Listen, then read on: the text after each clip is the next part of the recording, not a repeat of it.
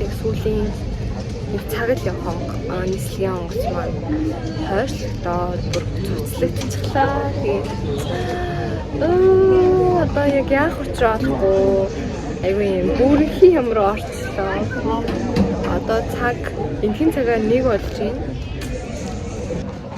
Атлантагийн буудлын дээр одоо 5 цаг болж байна. Бид хоёрын нийслэг бүр оройн 7 болтол хойшлогдсон. Тэр хүртэл яаж байх буудал байдаг гэсэн тэрэнд дүүрсэн. Тэгээд одоо юм итгэхэд үлээгээл энэ дээрээ хүлээлтийн мастер болваа.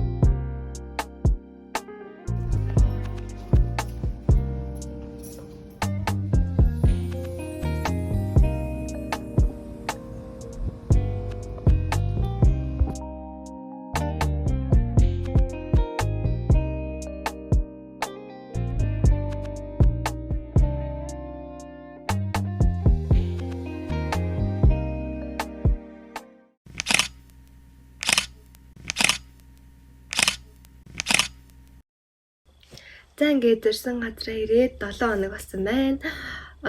Эхний хоног бол буудал байрлсан. Тэрнээс хойш одоо хүртэл багшийн даа байрлаж байгаа. Тэгээд ерөөдөө нэг хоногоос